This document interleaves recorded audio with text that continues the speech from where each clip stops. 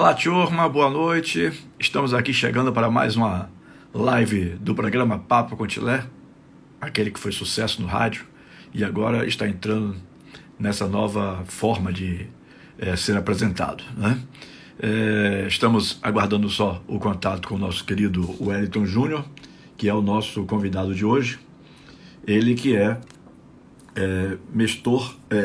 Master Coach, né?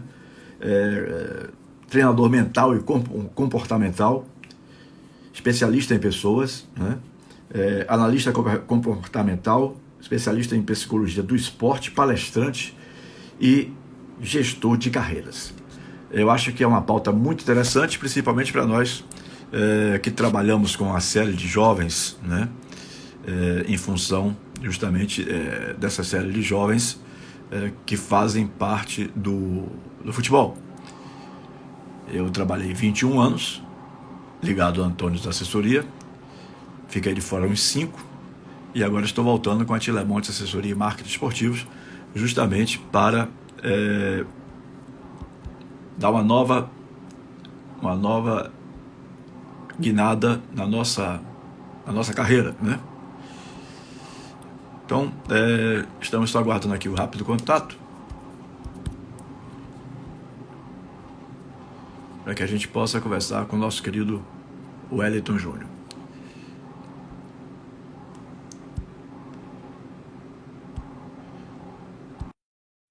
Pronto, acho que o contato está sendo feito. E o Wellington vem aí para a gente levar esse papo, que com certeza vai ser muito bom mesmo, aqui pela live do Papo com Tilé. Está conectando aqui com o nosso Wellington Júnior, que é o nosso convidado de hoje. Na próxima semana teremos algumas personalidades também do esporte. O Popó, Celino Popó Freitas é o nosso convidado da próxima segunda-feira. E na quarta-feira nós teremos o atacante Michael Jackson, né? Adriano Michael Jackson, que jogou no Bahia e foi muito importante, inclusive, para o clube, naquele acesso para a Série A em 2010. Né? Estou aguardando aqui que está conectando com o nosso Wellington, para que a gente possa começar a nossa live de hoje, que vai trazer esse tema interessantíssimo para a gente.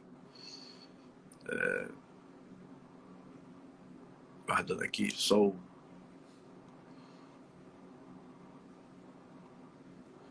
a tentativa de conversar com o nosso amigo Wellington aqui.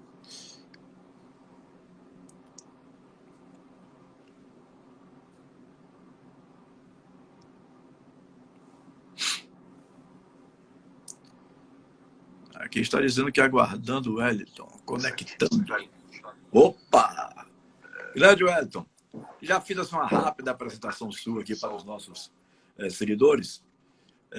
Você é uma pessoa que tem um currículo vasto. Esse tema deverá ser muito interessante mesmo pelo seu conhecimento. Quero lhe agradecer a sua disponibilidade para participar aqui do nosso programa através da live.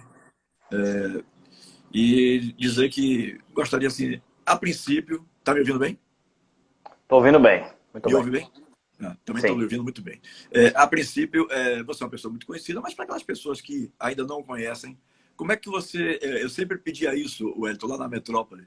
Aliás, eu já achei muito interessante que você fez uma postagem dizendo que um dia você achava que iria participar do Papo com Tilé. E esse dia chegou agora em outro tipo de ferramenta. Então, como eu sempre abria lá na Metrópole, eu estou procurando abrir essas lives da mesma forma aqui no Instagram do Antônio Tilemon. Como é que você se define? Quem é o Wellington Júnior? Boa noite, muito obrigado, viu, querido, pela sua participação aqui.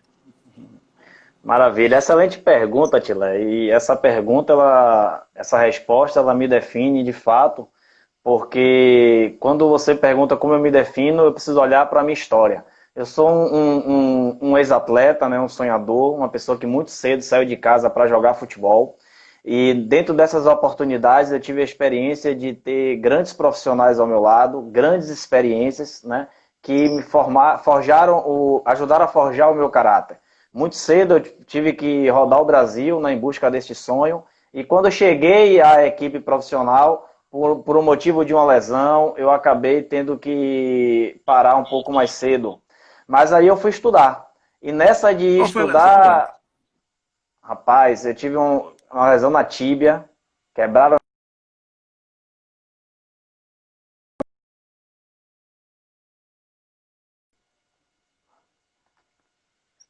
Sim, Tila, uma lesão da tíbia e eu já tinha outras lesões na perna esquerda, que era a perna boa, e isso atrapalhou muito o meu progresso, né? E o futebol naquele momento já pedia um alto desempenho e eu já não conseguia, eu já estava jogando em times alternativos, então tinha muita dificuldade de voltar àquela performance.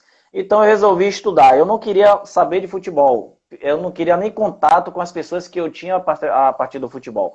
Mas um amigo me chamou para coordenar uma escola e foi muito difícil para mim recusar. E aí eu, durante 10 anos da minha vida, eu tive que alinhar, trabalhar em uma organização, em uma multinacional e trabalhar com futebol. Tá? Então, eu tive um sonho que foi cessado prematuramente, mas ao mesmo tempo eu percebi que dentro de tudo aquilo que eu passei, eu não era o jogador. Eu sempre fui, Tilé, o treinador. Aquele que gostava de falar do jogo, aquele que gostava de falar sobre o entendimento do jogo de futebol. Mas Você isso já eu fui me reconhecia nesse momento uma liderança, digamos assim? natural, com certeza. E eu fui perceber isso um pouco, né, com a maturidade. Né? Uhum. As ferramentas que chegaram à minha disposição no momento que eu já tinha uns 30 anos, eu não tinha quando eu era garoto. Né? Mas isso aí forjou o meu caráter, que eu comecei a olhar para dentro e perceber de fato e compreender quem eu era. Isso me ajudou a lidar com frustrações, com comportamentos, né? E aí eu pude entender que se aconteceu isso comigo, né, acontece com muitas pessoas. E aí foi que eu entendi que eu poderia ajudar dentro desse processo. Entendi. Você falou aí que teve um determinado momento que você não queria. Até eu me sinto mais ou menos assim. Né? Eu não estava querendo mais saber de rádio, de futebol, de nada disso.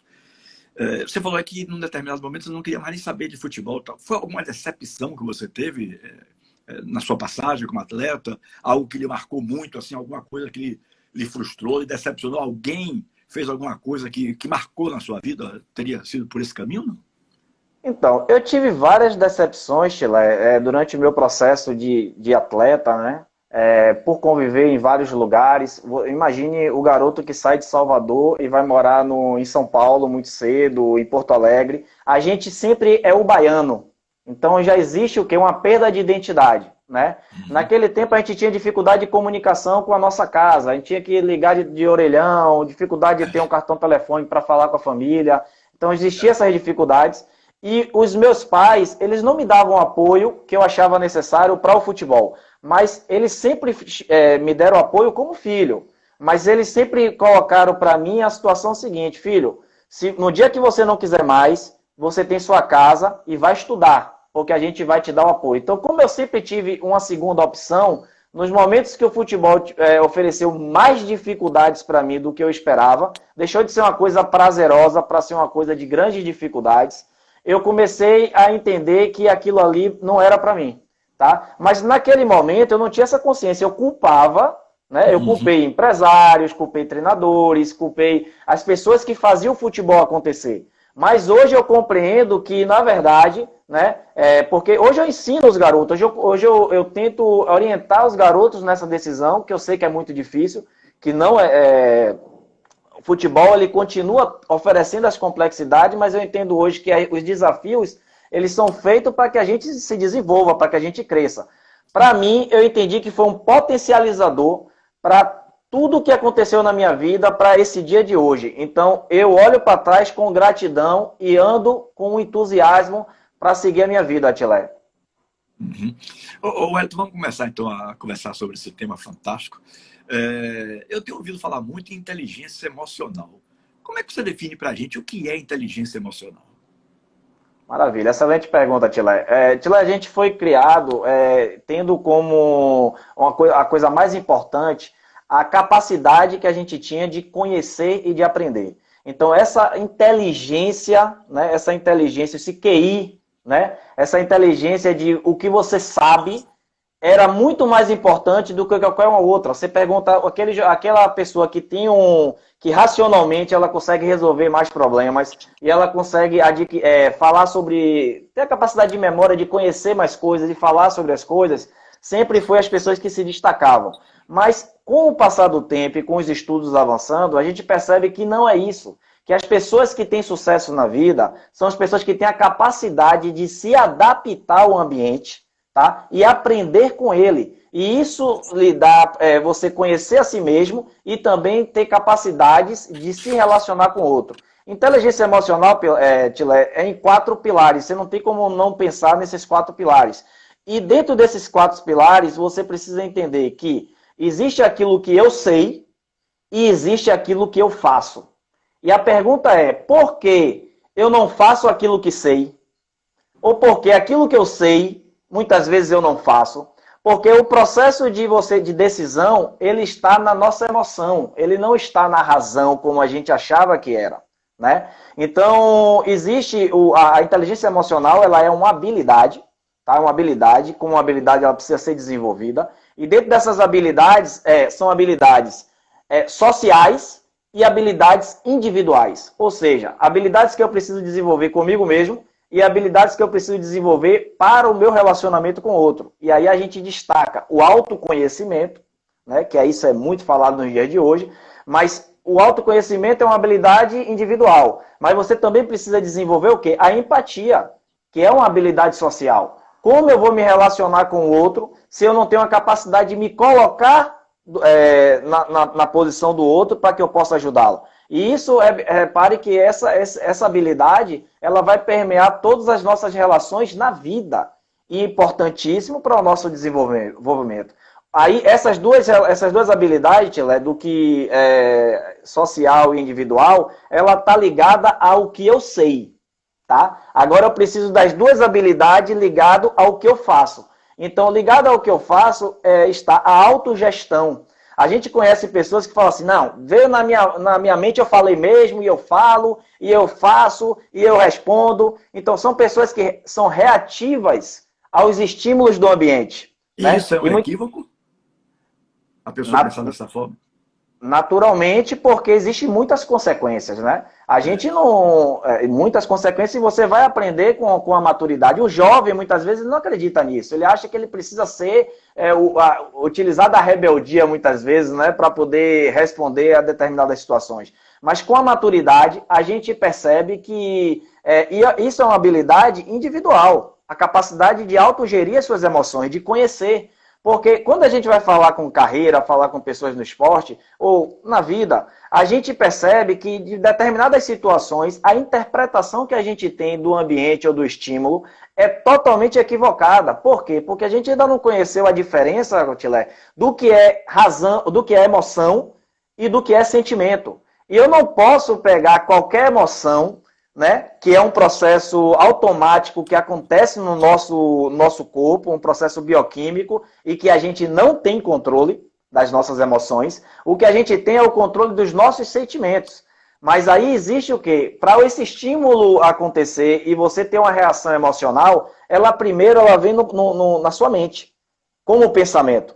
Tá? Então a autogestão é entre você interpretar qual é esse estímulo, porque senão, diante dos desafios, você sempre vai interpretar as coisas como medo. E o medo e o desafio, eles se parecem. A diferença é que o medo, ele é para a sua sobrevivência. O medo, ele é seu amigo e é seu aliado. Agora, quando é um momento de desenvolvimento e você não avança porque você diz que o sentimento é medo, repare que você está se auto-sabotando. Porque o desafio ele te leva para um outro nível, né? E assim a gente percebe ao longo da vida. A outra habilidade ligada ao que eu faço, como uma habilidade social, é a capacidade de se relacionar com o outro.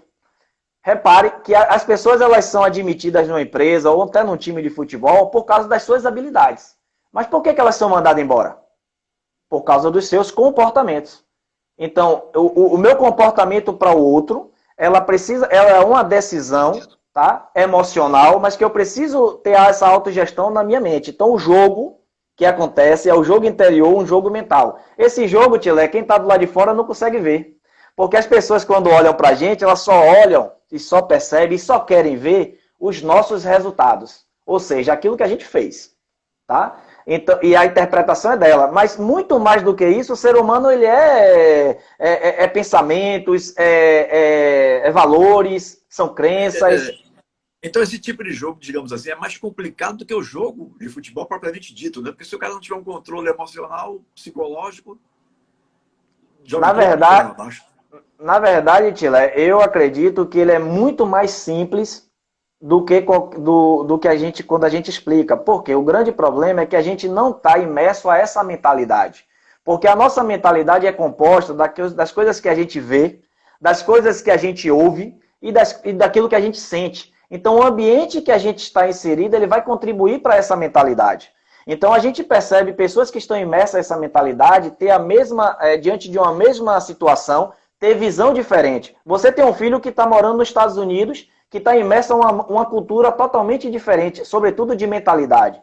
Repare que diante das situações que são cotidianas, como ele percebe, né, de maneira muito mais profunda, de repente, determinadas situações. Então, o pior jogo não é o jogo que você sabe, é o jogo que você não sabe. E por não saber, a gente não tem a informação correta e a gente acha que sabe. A gente costuma falar uma situação, Tilé.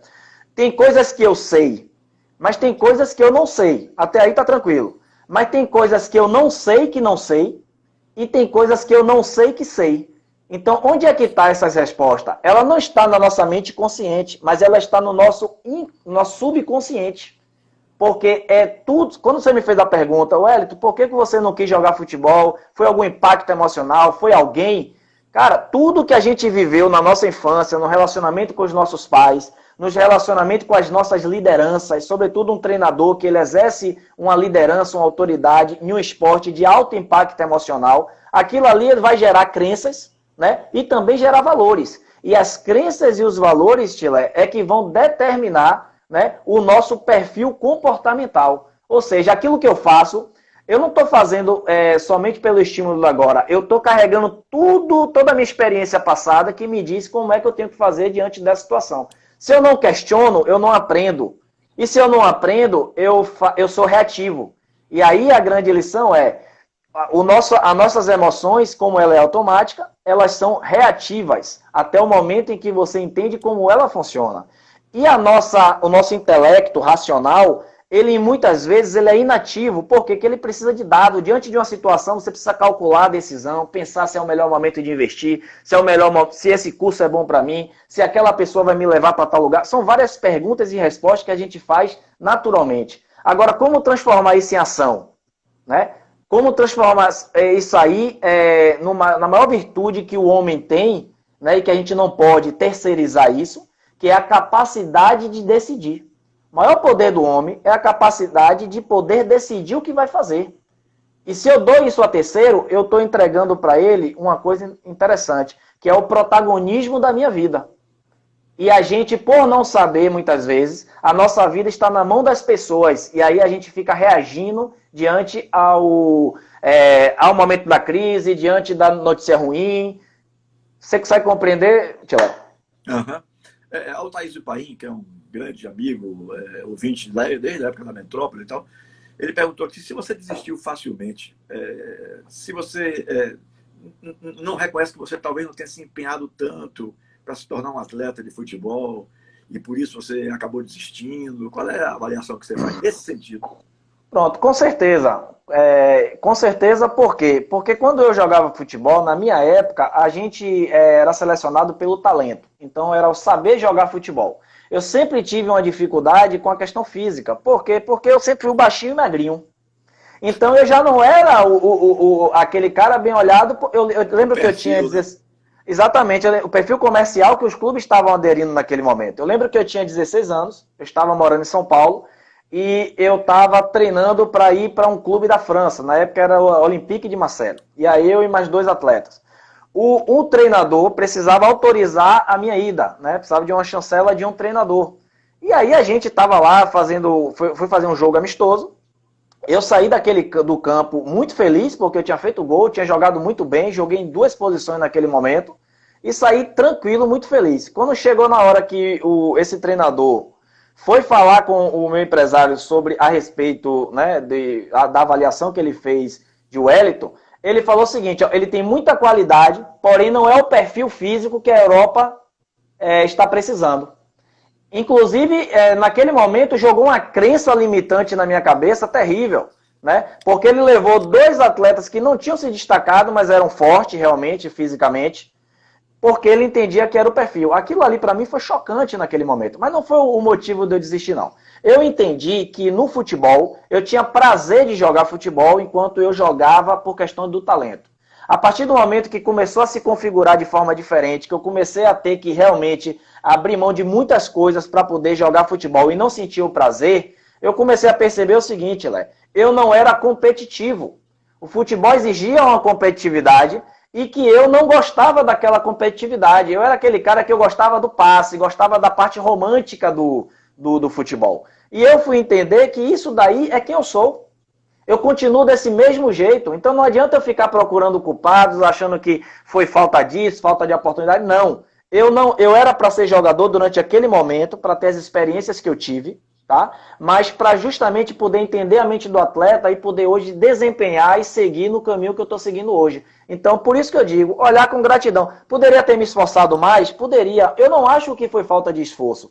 Porque eu sempre fui um cara que puxava fila, que treinava muito, que me dedicava muito. Eu acho que foi na questão do prazer. E nessa caminhada eu vi muitos perderem o prazer de jogar futebol. Inclusive atletas que chegaram mais longe e atletas que tiveram oportunidade no profissional, que tiveram muito dinheiro na mão, mas quando perderam o prazer de jogar futebol, começaram a ceder a outras coisas que vêm além do sucesso, que vêm além do futebol. E aí você sabe como é que funciona, porque você é um militante ou um desbravador dessa área durante muitos anos e você sabe do que a gente está falando. Quero dar um recado aqui pro meu Nelson, me permita, ô João Costa, esse pezinho aqui não tá dando certo não, viu, velho? Esse pezinho aqui tá sem tesão, ele tá só querendo cair, não cair, eu tenho que ficar segurando, aí não dá.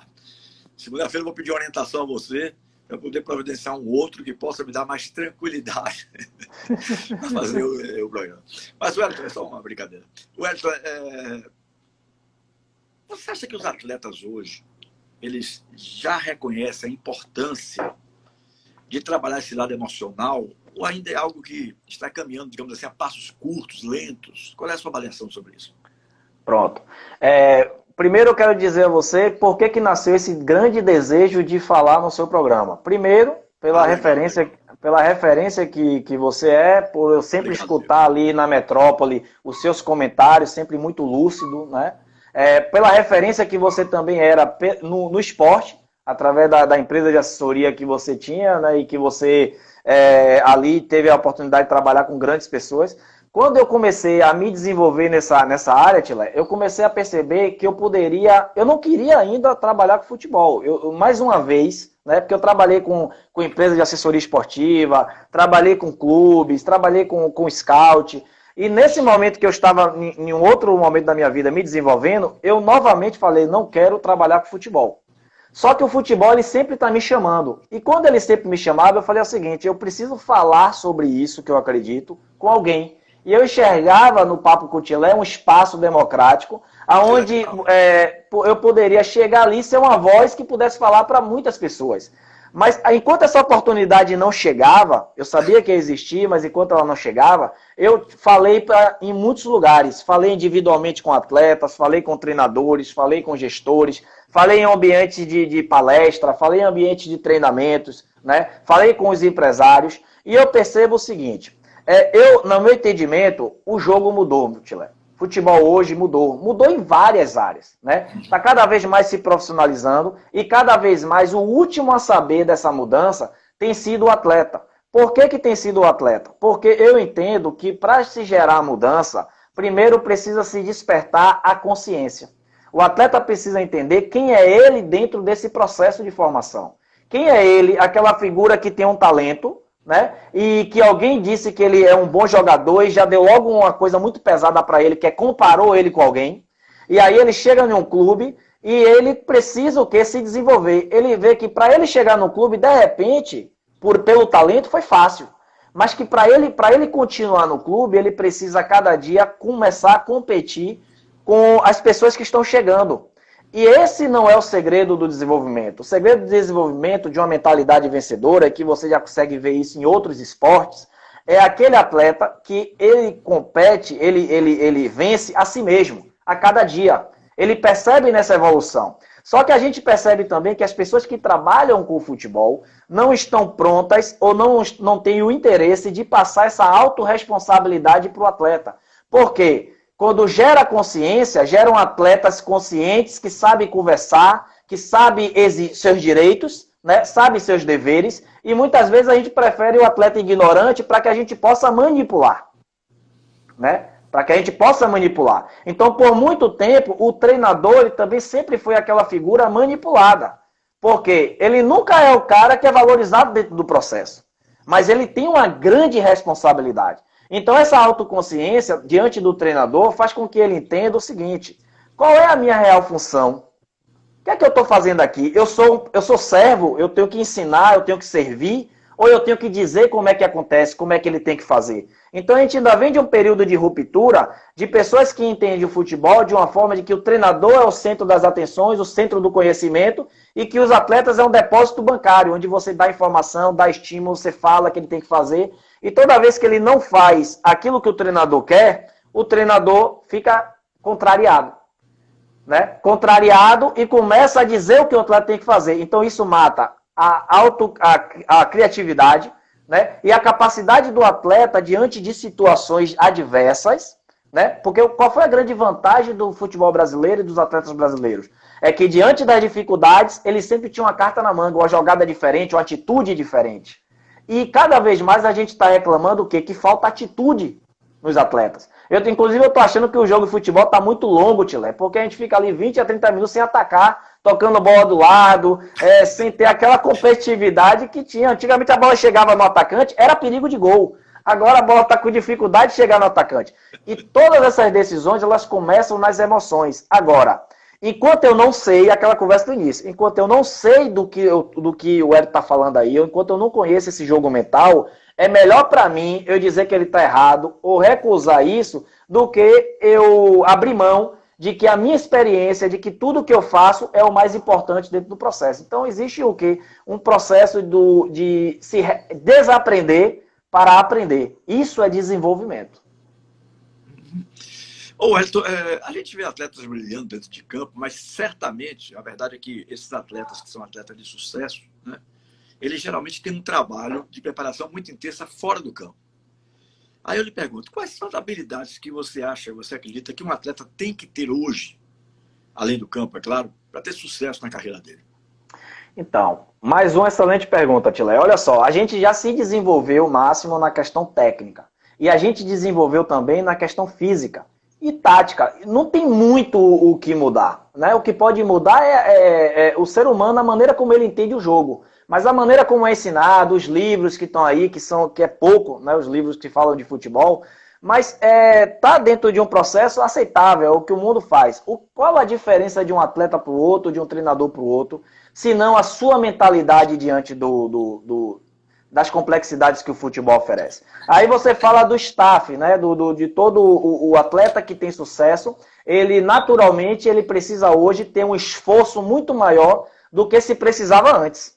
Antigamente, além de ter o talento, ele era blindado dentro do processo para as coisas dar certo. Então ele se preocupava com jogar. Hoje, com a tamanha competitividade que é o futebol, né? E esse desenvolvimento que o atleta precisa ter para que o talento dele fique claro, ele precisa estar bem desenvolvido fisicamente, ele precisa ter esse conhecimento do posicionamento que ele precisa executar dentro da partida. Agora, a gente nunca pensou e nunca se preocupou com a mentalidade desse atleta que chega para jogar futebol. Como é o dia dele fora do campo? Né? Como foi as experiências dele no passado? Como é o trato dele com o dinheiro? Como é que ele vê os relacionamentos? Porque isso interfere em campo. Muitos atletas talentosos, né, perderam a sua carreira, e a gente pode enumerar vários nomes, por decisões que foram feitas fora de campo.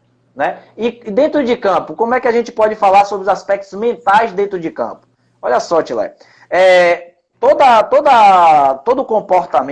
Todo comportamento, ele primeiro vem de uma convicção. Ele primeiro vem de uma convicção. E a convicção, ela vem através do ambiente, né? O ambiente que a gente está inserido. O próprio livro de sabedoria milenar, a Bíblia Sagrada, ela fala sobre o quê? Fala que a fé, ela vem pelo ouvir. Então a convicção vem de acordo com aquilo que eu escuto. Então você precisa saber aonde esse atleta ele está inserido, que tipo de informação que ele tem, o que é que ele está vendo, né? Porque isso vem moldando o seu caráter. A partir do momento que ele começa a criar convicções, essa convicção ela exige dele um posicionamento. E se você tem um posicionamento de saber quem você é, quais são as habilidades que você tem, você precisa agir, você precisa ter ação. Então, se isso foi corrompido na essência, lá no momento do ambiente, naturalmente as suas decisões elas podem ser prejudiciais, elas podem ser decisões reativas, que não são decisões com um objetivo, entendeu? Mas decisões reativas ao momento. Então, não sei se fiquei claro, mas é mais ou menos isso. Muito bem. Você disse uma coisa aí que é o que se encaixa para mim, por exemplo. Hoje em dia eu não quero trabalhar muito com atletas profissionais. Eu estou voltando aos poucos, mas com a intenção de trabalhar com jovens, iniciantes, porque o profissional é aquele que às vezes bota na cabeça e acha que já sabe mais do que todo mundo, né? Pela experiência, já um pouquinho da bola. Eu prefiro, sinceramente, pegar um jovem que eu vejo que tenha boa qualidade, tal, que eu possa ter condições de diálogo com ele, que ele queira me ouvir, né? Porque se não houver uma confiança mútua, não adianta. É melhor que você não escolha uma pessoa para cuidar de você se você não confiar naquela pessoa. Mas para você confiar naquela pessoa, você precisa conhecer a pessoa profundamente, né? Então, hoje em dia, eu não estou querendo mais trabalhar com... Nós hoje temos apenas 2, aliás, 3, porque tem um que ainda tem idade de júnior, que é o quarto zagueiro Herbert, do Bahia de Feira, que tem 18 anos, mas já é contrato profissional, né? Já tem contrato profissional. E temos 2 profissionais, que é o João Baiano, que agora está até fazendo um tratamento para uma lesão de joelho, e Léo Porto, que é, digamos assim, a sensação do Bahia de Feira neste início de temporada. Fez aquele golaço lá quase do meio do campo, encobriu o goleiro e tal. Mas um tem 27, outro tem 25 anos e tal. Então, não é o caso deles. Tanto é que não é o caso deles que eu aceito trabalhar com eles, né? Eu me coloco na condição de hoje de escolher. Mas eu prefiro trabalhar com os jovens. Porque os jovens você pode moldar, né? Você colocar daquela maneira que você acha que é a correta, como é que ele deve se posicionar nas coisas, como é que ele deve encarar as coisas. Aí eu lhe pergunto, para esses atletas que estão fazendo teste, estão começando, né? Enfrentando aquele nervosismo e ansiedade, que conselho você pode dar a eles para que eles enfrentem de cara esse problema e possam...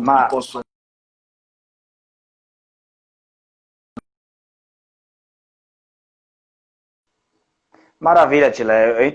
Maravilha a pergunta. Inclusive, eu queria aproveitar a oportunidade e deixar para vocês o seguinte. Eu tenho um e-book, né, que eu escrevi, que são as 7 peneiras que você precisa passar antes de chegar ao clube. Tá? O grande problema do atleta quando chega à peneira é porque ele não se preparou para aquela peneira. E quando você vai para um lugar que você não conhece ninguém, que você não conhece o ambiente, naturalmente a sua mentalidade, o seu próprio cérebro vai ficar o quê? Em um estado de alerta porque ele não conhece. Então aquilo dali, muitas vezes o atleta sente esse frio na barriga, que é normal. Você vai conhecer atletas profissionais que sentem frio na barriga até hoje. Mas por que sente? Porque está vivo. Entendeu? Então o que é que acontece? Só que eles entenderam que aquele frio da barriga não é motivo de parar. Isso, viu, eu exatamente. Mostra que o cara realmente está, né, vivendo exatamente. Imagine, você trabalhou na rádio muitos anos. Se você não sentir aquele entusiasmo para poder fazer o programa, que adianta ir por ir? Então esse frio na barriga, na verdade, é o que tem que nos mover. Mas a gente, muitas vezes, por não interpretar aquilo que eu falei lá atrás, saber interpretar o nosso sentimento, a emoção, a gente traz um sentimento mais próximo, que é o quê? O medo, a dúvida, a vergonha, que são sentimentos que a gente aprende com a sociedade, mas que não nascem com a gente. Então, naquele momento, eu preciso entender o seguinte, eu vou estar diante de um desafio e que eu vou ser avaliado. Ninguém gosta de ser avaliado, Tilé. Ninguém gosta. Imagine, você fica no estado de tensão. Então, esse e-book, As 7 Peneiras, ele vai falar com o atleta, né? E para o treinador, para o pai, não importa, quais são essas 7 peneiras antes. A peneira do clube é uma delas, mas se você precisa passar pela peneira do autoconhecimento, da frustração, você precisa passar pela peneira do risco, você precisa passar pela peneira do talento. Então, são habilidades que você precisa desenvolver, porque quando você vai chegar na hora de uma avaliação, Tilé, você não vai concorrer com aquele que não sabe, que não se preparou. Você só vai concorrer com quem se preparou igual ou melhor. Então, essa é a conta mais inteligente de fazer. Né? Em um concurso público que tem 20 mil inscritos, eu vou concorrer com os 20 mil ou eu vou concorrer com aqueles 200 que estudaram, se dedicaram e se prepararam para aquele momento? Então, isso é inteligência. Então, essa pergunta que você fez, ela é muito interessante porque o futebol continua sendo um desejo de muitos garotos. Só que o grande lance é que o garoto está focado no resultado. Ele quer ser jogador porque ele quer ser igual a fulano, ele quer as coisas igual a fulano. Então o futebol, o sistema do futebol, ele corrompeu a mentalidade dessas crianças, porque eles não são preparados para o futebol de verdade. Para aquele que o torcedor não vê, quer chegar no horário, quer treinar, quer saber lidar com as derrotas, saber lidar com as dificuldades, com as comparações, com as críticas. Então esse futebol ninguém gosta. Foi esse futebol aí que talvez eu não estava preparado e que eu não quis continuar. Entendeu? Então, o foco não é no resultado que o futebol proporciona, mas sim no processo. No processo. Então, a gente precisa parar de valorizar o resultado nas idades de formação e começar a valorizar o processo. E aí, sobre o que você falou, eu queria só comentar, naturalmente, pela experiência que você tem e pelo entendimento que você tem, você quer se posicionar numa figura de autoridade para os atletas, podendo ensinar a ele a experiência que você teve ao longo da vida. E aí isso é natural, mas isso daí, Tilé, quando não é feito de uma forma com técnica, com método, a gente acaba com muito amor e carinho atrapalhando o processo. Por quê? Porque a experiência que você viveu na vida, ela foi sua. Eu não posso chegar e eu colocar o farol na escuridão do outro, porque ele não está vendo. Iguais, né? Você está entendendo? Então é natural que a gente se posicione naquela ideia seguinte, rapaz, siga meus conselhos. E os estudos na área da mente já estão acelerados em relação a isso. Quando você fala com o atleta o que ele tem que fazer, ou pergunta o que ele fez, você vai acionar uma área do cérebro, que é a área racional. Porque ele vai te dar, quando você pergunta o que, ele vai te dar em quantidade, medida, né? Ele vai te dar informações mais analíticas. Mas quando você pergunta ao atleta como você fez aquilo ali, como você vai fazer para superar esse desafio, aí você, ao invés de dizer o que você fez ou o que ele tem que fazer, você fala para ele como você fez. Porque quando você fala como você fez, você conta para ele o processo que foi a chegar naquele resultado. Teve uma live interessantíssima de Daniel Alves com uma outra pessoa, e que o cara perguntou para ele, Daniel, você não passou por muitas dificuldades e hoje você é um cara vencedor. E seus filhos, naturalmente, não vai passar pelas mesmas dificuldades que você passou. Então, naturalmente, para ele o caminho vai ser mais fácil. Ele falou negativo. Porque meus filhos não precisam conhecer o resultado, eles precisam conhecer o meu processo. Da onde eu vim, o que eu tive que fazer, quem eu tive que vencer. Porque senão, eles não vão querer ser jogador de futebol. Eles vão querer somente o resultado que é. Então, aí o que acontece? O mexe com o emocional do pai, que um dia você chega para um pai e fala assim, olha, seu filho, ele é um bom jogador e tem um bom potencial. Né? Quando a gente fala potencial, significa que se ele evoluir, se ele se desenvolver, ele pode chegar até aquele lugar. O pai, na mente dele, já imagina, meu filho vai ser jogador de futebol. Meu filho vai ser o jogador que eu não fui. Olha como as emoções dela... Para todo pai, o filho é um craque, né? Para todo pai. E aí, me perdoe ter lhe interrompido, você pode continuar depois. Não. Mas aí eu acho que encaixa uma pergunta, uma curiosidade muito grande que eu tenho. Né? Esse processo do pai acompanhar os filhos nos treinamentos. Eu vejo o pai no alambrado, meu filho, faça isso, meu filho, faça aquilo. E um treinador dentro do campo, retado, puto da vida, porque está tendo interferência no seu trabalho, né? Essa presença dos pais durante o treinamento, isso é interessante. Até que ponto isso é benéfico e maléfico, hein, Wellington? Bom, Tila, excelente pergunta mais uma vez. Eu vou dar a minha opinião sobre o processo e vou fazer o seguinte. Eu presto serviço a uma empresa chamada Ibercup, que organiza competições aqui no Brasil, uma empresa internacional, e eu sou o coach do evento. Ou seja, eu trabalho fazendo essas intervenções com os atletas, né, que estão em um espaço de um alto impacto emocional, porque eles estão cooperando e competindo o tempo todo, e que muitas vezes os adultos estão atrapalhando a brincadeira das crianças, que é uma brincadeira muito séria. É muito séria. Mas imagine que o treinador, se ele preparou o time durante, né, os treinamentos para aquele jogo, para aquela competição, naturalmente ele já sabe como se comunicar com o atleta e o que os atletas vão fazer e como vão fazer. Só que ali tem a figura do árbitro, que quando não bem preparado, ele acaba interferindo dentro desse processo. E muitas vezes o treinador potencializa isso, que ele começa a brigar com o árbitro, então ele estimula o garoto a fazer isso. Do outro lado tem o pai. Enquanto o treinador disse para o garoto, ó, pega a bola, passa e vai para receber, o pai está gritando, chuta. E aí começa o outro pai do lado dizer assim, era para ele ter tocado. Então a briga começa com o pai do lado, isso vai tudo chegando ao campo através de palavras. Lembra que a gente falou que a convicção ela vem pelo ouvir? Uhum. Imagine você diante de uma decisão, você escuta a voz do seu treinador, que é uma voz de autoridade, uma voz que você conhece, você escuta a voz do seu pai, né? Eu não vou falar da voz dos treinadores, dos torcedores ou dos outros pais, mas a voz do meu pai e dos meus treinadores, principalmente aqueles que foram muito importantes na minha vida, eu conheço. Eu não preciso vê-los. Eu escuto, pela voz eu conheço meus mestres. Então, imagine naquele momento o estímulo que a nossa mente vai dar para a gente tomar uma decisão. Então, naturalmente, muitas vezes prejudica o garoto por conta disso. E no treino, como você falou, o pai está lá assistindo o treino e o treinador está lá treinando. Quem é que sabe o que está fazendo ali? Naturalmente, o treinador, porque existe uma periodização, existe um planejamento para aquilo que é treinado.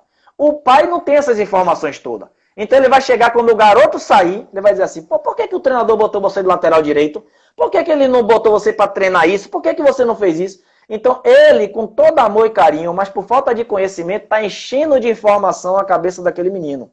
Naturalmente, diante de um estímulo, esse menino pode, diante do treinador, o treinador vai pedir uma coisa, ele vai dizer assim, não vou fazer isso não, treinador. Mas ele faz com o respaldo do pai, inconscientemente. Os grandes clubes da Europa não permitem isso, não permitem que nos jogos os pais ajam como torcedores e fiquem gritando, xingando, não permitem. E nos treinamentos, os clubes, eu tive o prazer em Barcelona, Atila, e fui em outros países também para conhecer, e eu percebi o seguinte, quando você chega lá no centro de treinamento do Barcelona, existe um lugar para o pai ficar, tomar um café, bater a resenha e tal. Mas o lugar onde os meninos treinam é afastado, é coberto, então os pais não têm nenhum tipo de interferência porque ele não tem a informação. Entendeu? A informação que eles têm é os treinadores e o assistente social, os psicólogos do clube, que tem com os pais. Então isso permite com que os atletas se desenvolvam um pouco mais. Então, interfere sim. Interfere sim. Eu vi muitos pais precocemente acabar a carreira de seus filhos. Inclusive eu vejo nas competições os garotos querer sair de campo por não aguentar mais a interferência dos pais, tá? Só que eu sei que quando um pai está gritando com um garoto, ele está gritando com a dor que ele tem, porque muitas vezes o pai dele nunca ajudou, nunca foi ao campo com ele. Eu tenho a consciência disso, mas o garoto não tem. Ele vai interpretar como? Meu pai não gosta de mim, eu decepciono meu pai, eu não presto. Olha aí, com muito amor, a gente não está pregando amor. É verdade. Muito bem colocado isso. Eu digo uma coisa, velho. Um jogador que não demonstra assim, um espírito de liderança, ele pode desenvolver essa habilidade? Ou isso é algo genético, que o atleta já nasce assim e não tem muito o que ser feito, ele não pode ser, como é que eu poderia dizer, levado a essa condição de líder? Qual é a sua visão sobre isso? Então, outra pergunta maravilhosa, Tilé. Como eu falei, a gente o ambiente, ele tem muita influência sobre a nossa vida, tá? Claro que a gente carrega o DNA dos nossos pais, né? A gente passou muito mais tempo ali imerso a um relacionamento de pai e mãe, de, sei lá, seja a configuração familiar que foi. Então aquilo ali formou na mente dele crenças, né? Naturalmente do que ele imagina o que é e o que não é. Isso são crenças, tá? E valores, né? Os valores ele serve para nos nortear. Então se ele vem de um ambiente do seu lar em que a verdade, o comprometimento são valores importantíssimos, naturalmente ele vai desenvolver esses valores e nos momentos de conflito, porque a liderança ela nasce justamente no momento de conflitos. Uns dão passos para trás, outros ficam quietos para ver o que vai acontecer, mas tem alguns que naturalmente dão passo à frente. Então, naturalmente, o ambiente ele começa a selecionar os líderes. Só que o perfil comportamental das pessoas é justamente mediante as suas crenças e valores. Então, se eu acredito que os valores, eles podem, né? Você pode modificar a hierarquia dos seus valores e também das suas crenças, naturalmente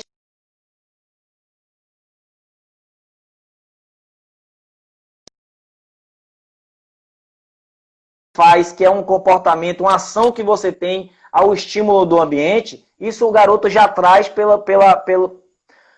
por onde ele veio e pelas informações que ele teve. A gente costuma classificar, Tilé, em 4 perfis. Né? São as pessoas que utilizam mais o lado esquerdo ou o lado direito, isso de forma didática. Né?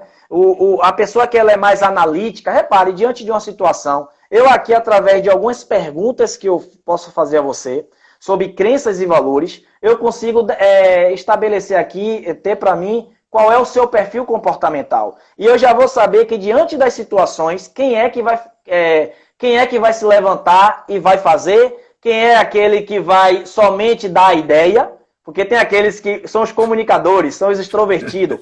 Ele é muito bom de dar ideia, ele é muito bom de motivar, ele é um muito comunicador, mas ele não é bom de fazer. Na prática não diz nada. Exatamente. Então, o autoconhecimento ele é legal porque quando você percebe que você é esse cara, você fala assim, opa, então é uma habilidade que eu preciso desenvolver, aquela de fazer. Você está entendendo? Revelar o executor que está em mim. Então, se eu não sou, na essência, um executor, eu posso ser um executor por conhecimento. Por conhecer o que necessita para você tomar uma decisão naquele momento. Porque tem hora que é o seguinte, Lé, você não vai de iniciativa própria. Mas como você sabe que você que tem que fazer, respira fundo, irmão, e vai lá e bate o pênalti. Então, os perfis são pessoas mais planejadoras, né? Que sempre é aquela pessoa que está sempre ligada no amanhã, são pessoas que são muito ligadas a pessoas. Não existe os analíticos, que é aquele que o dado importa. Né? Você já viu que você vai falar com uma pessoa e pergunta uma coisa para ela, te enche de dados. Geralmente elas são pessoas mais lentas, são pessoas mais organizadas, são pessoas mais inteligentes no sentido de conhecimento, porque eles são pessoas que... A gente fala que é o perfil do gênio, né? As pessoas mais analíticas. Mas existe aquelas pessoas mais comunicadoras e mais executoras. E cada um de nós temos 1 ou 2 ou 3 mais desse perfil. Temos todos. Mas alguns ele destoa mais do que o outro. Uhum. Ô, Wellington, como lidar com atletas que passam tanto tempo nas divisões de base, né, alimentando esse sonho de ser um atleta profissional, mas que acabam ficando pelo meio do caminho? Naturalmente eu atendo muitos desses atletas, né? Nunca é a convite e a pedido do atleta, sempre é a pedido do pai e a pedido do empresário. Então a gente já tem uma interferência dentro desse processo. O que eu trabalho dentro desse processo, Tilé, é muito a questão da expectativa. A gente trabalhou ao longo desse tempo a questão da expectativa do garoto. Então, quando ele está lá para 7 anos, 8 anos no clube, naturalmente ele imagina que aquela é a única opção que ele tem. O clube não prepara o jogador para as opções da vida. Né? Não prepara o jogador para, se ele não for jogador, ele seja outra coisa, ou se ele não prestar para aquele clube, ele possa ter outros clubes. Então, o que é que acontece? A gente não conhece os caminhos alternativos.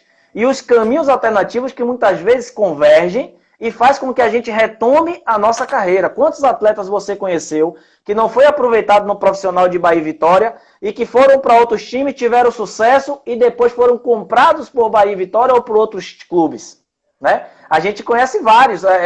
Esses dias um cara falou, poxa, o Edilson Capetinha, ele foi da base do Vitória. Eu falei, não, ele não foi nem aprovado nem Bahia e Vitória, ele foi revelado no comercial de Ribeirão Preto, e de lá ele teve uma caminhada totalmente alternativa para chegar o Palmeiras e daí ter um sucesso internacional. Então, existem possibilidades. Só que quando você é treinado para uma mentalidade de escassez, ou então uma mentalidade que te limita a ampliar essa visão, você começa a não prestar atenção nisso. Um exemplo, o atleta que está lá nos Estados Unidos jogando futebol, ele sabe que em algum momento ele vai tomar uma decisão entre ser jogador de futebol ou ser um monte de coisa que ele pode ser.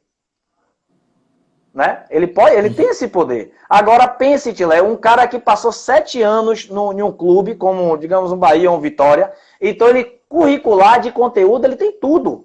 E muitas vezes ele não vai ser jogador do Bahia, mas quantos mercados existem além do futebol baiano? Né? Quantos mercados esse garoto ele pode ser inserido e ele precisa ser preparado para isso, porque ali ele pode, de repente, conseguir outros caminhos. Agora, o grande lance é que os garotos que estão jogando futebol hoje, Tila, eles estão pensando em jogar Champions League, jogar em clubes da Europa, jogar Copa do Mundo, e a gente sabe, Tila, que somente 0,03% vão ser atletas que realmente vão ganhar de acordo com a expectativa que se tem. Né? A maioria, mais de 99%, vão ser andarilhos, vão estar com um bom contrato aqui, não sabe se vai ter um outro contrato ali. Então a gente precisa preparar o garoto para a realidade do que acontece e das alternativas que se tem diante do fato. Uhum. Sabe que é uma coisa que eu observo muito hoje, Wellington? Todo mundo pode ser jogador de futebol. Mas se o cara não for atleta nessa pessoa da palavra, gostar de treinar, ser responsável com o horário, ele não vai muito adiante, não. Concorda comigo? Absolutamente. E aí a gente cometeu um grande erro, né? Porque a gente sempre cultuou o atleta que tem muito talento e que muitas vezes não tinha disciplina, né? Isso. A minha geração escutava Romário dizer que quem corre é a bola, que treino é treino, jogo é jogo, pode dar em mim que eu resolvo. Então, nesse momento, o talento de Romário é uma coisa indiscutível. O cara completou uma carreira, jogou até os 42 anos, fez gol pra caramba. Mas foi assim com todo mundo? Quantos talentos naquele momento se perderam por acreditar, por desenvolver uma crença, pelo que a televisão dava espaço para poder Romário falar?